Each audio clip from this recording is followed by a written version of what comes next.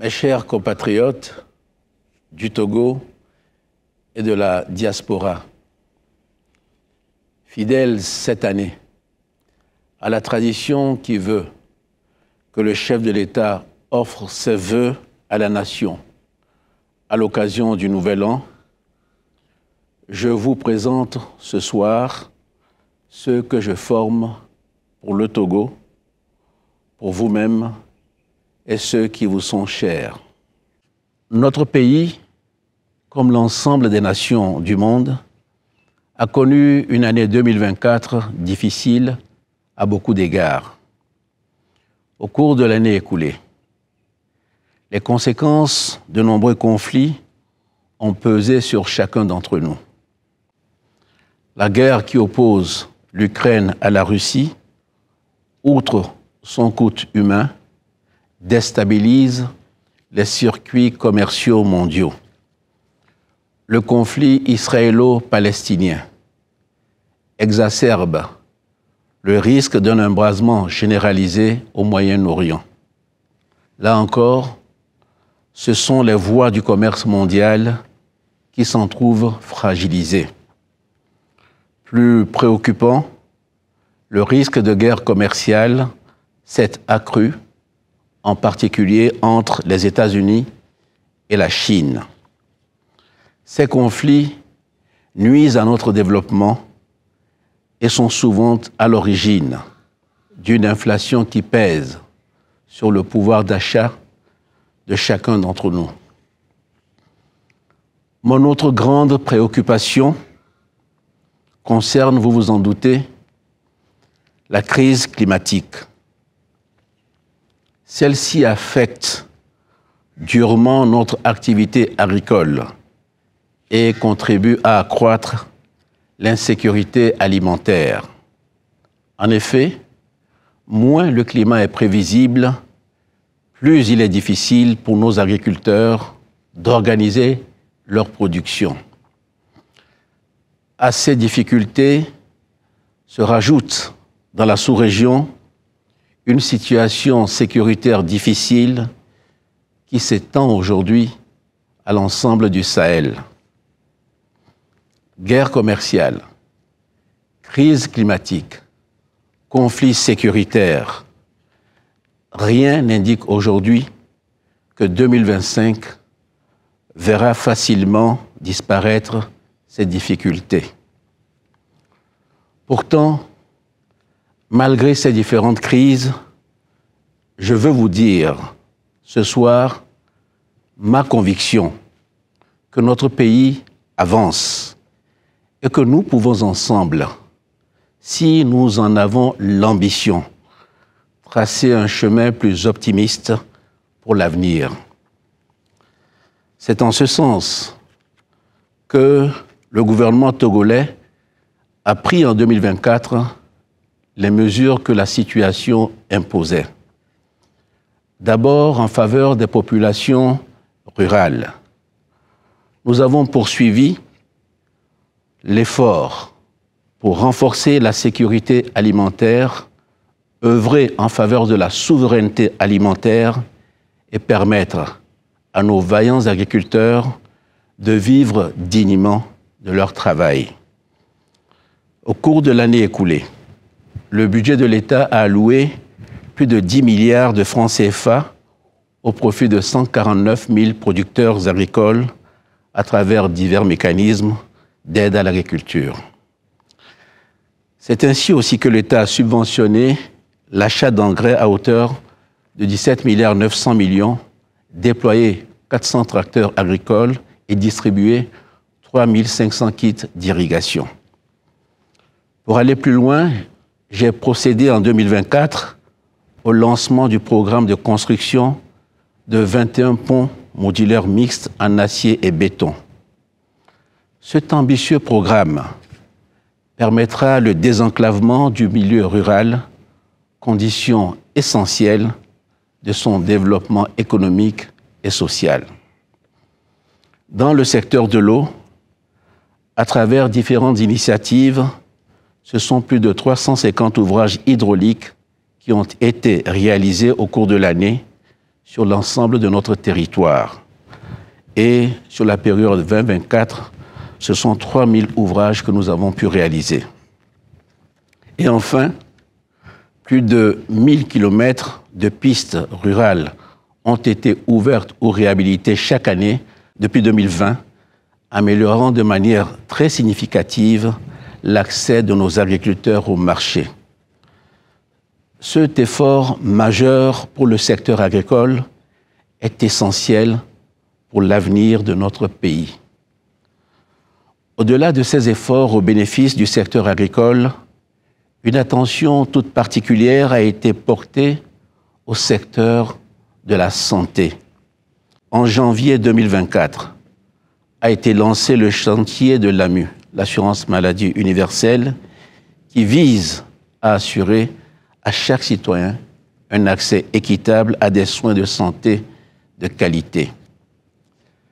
Cette ambitieuse réforme concerne en particulier ceux qui travaillent dans le secteur informel et ceux qui résident dans les milieux ruraux au Togo. De même, en 2024, notre pays a pu doter plusieurs centres de santé d'équipements médicaux modernes d'une valeur de plus de 20 milliards de francs CFA. Dans le même sens, nous avons augmenté les efforts de l'État au bénéfice de l'éducation nationale. C'est ainsi qu'en 2024, plus de 2000 salles de classe ont été construites et réhabilitées sur les 7000 classes réalisées dans le cadre de la feuille de route gouvernementale. Et ce sont près de 4400 postes d'enseignants qui ont été ouverts au concours national de décembre 2024, portant à 15 000 le nombre d'enseignants recrutés sur les 4 dernières années. Enfin, comme annoncé ces derniers jours, le gouvernement a lancé un vaste plan de lutte contre la vie chère. Ce plan, vous le savez, comprend une baisse des coûts de transport et un contrôle de prix des produits de première nécessité, accompagné d'un dialogue fructueux avec les importateurs et les grossistes. Par ailleurs, en plus de la prime spéciale de fin d'année, dont bénéficient plus de 150 000 d'entre vous, la réduction des tarifs d'électricité concernera plus d'1 million de Togolais. Mes chers compatriotes, toutes ces mesures vont dans le bon sens et préparent l'avenir de la même manière que les dépenses sécuritaires garantissent notre indépendance. C'est ainsi qu'au cours de l'année 2024, j'ai donné des instructions pour que soient significativement augmentées les dépenses liées à la lutte contre le terrorisme et que soit encore mieux protégée la frontière au nord de notre pays. Je veux ici rendre un hommage appuyé à nos forces de défense et de sécurité, avec lesquelles j'ai passé le jour de Noël dans le Nord. Mais la crise sécuritaire ne saurait être réglée par la seule réponse militaire. L'accent doit être mis sur la région des savanes pour qu'elle ne soit pas laissée en marge du développement national.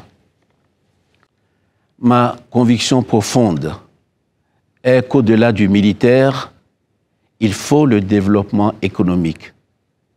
Mais au-delà du développement économique, il faut du dialogue communautaire, car il faut rétablir la confiance. L'ensemble de ces actions et de ces initiatives représente un coût significatif pour nos finances publiques. Dans ce contexte, je me réjouis que la communauté internationale ait reconnu la qualité de l'action économique du Togo. Cette reconnaissance s'est notamment traduite par la signature de plusieurs accords d'aide au financement, d'investissement et de programmes sociaux par les grandes banques de développement comme la Banque mondiale, la BAD, la Banque africaine de développement, ou la Banque ouest-africaine de développement. Tous ces résultats économiques et sociaux sont conformes à la feuille de route 2020-2025 que j'avais donnée au gouvernement et que sous mon autorité, il applique année après année. En 2025, nous aurons à poursuivre ces efforts. Il reste encore une année à courir pour cette feuille de route. C'est une planification rigoureuse qui a porté ses fruits. Et bien sûr, tout n'a pas pu être intégralement achevé. Mais la plus grande partie de ce que nous avions programmé a été réalisée. En 2025, j'attacherai une attention vigilante à ce que le plus grand nombre possible d'objectifs soient atteints. C'est le cas notamment en matière d'énergie et d'industrie. C'est le cas aussi dans le domaine social, où nous devons redoubler d'efforts pour la santé et l'éducation. Mes chers compatriotes, Togolaises, Togolais, je veux terminer ces vœux que je vous adresse pour 2025 en soulignant combien l'année qui vient marquera un renouveau de notre vie démocratique. En février prochain, un Sénat sera mis en place et dans les mois qui suivent, la réforme constitutionnelle votée en 2024 entrera en vigueur. Le Togo deviendra alors une véritable démocratie parlementaire, comme c'est le cas dans plusieurs grands pays, notamment l'Inde, l'île Maurice, le Royaume-Uni ou l'Allemagne par exemple. Je me réjouis de cette évolution qui permettra au peuple togolais d'être mieux représenté et contribuera donc efficacement à la préparation de l'avenir du pays. Mes chers compatriotes, Togolaises, Togolais, je suis conscient que nous ne pouvons pas à nous seuls changer la donne climatique, comme nous ne pouvons pas à nous seuls résoudre les conflits proches ou lointains. Mais nous devons agir pour contribuer à la solution de ces crises, comme nous devons aussi agir pour protéger notre patrie des conséquences qu'elles peuvent avoir sur nous. Nous devons même aller plus loin et saisir les opportunités qu'elle offre pour préparer un avenir meilleur. C'est par ces réalisations que s'exprime pour chacun d'entre nous la fierté d'être Togolais. Faisons en sorte, ensemble, qu'en 2025, cette fierté soit renouvelée.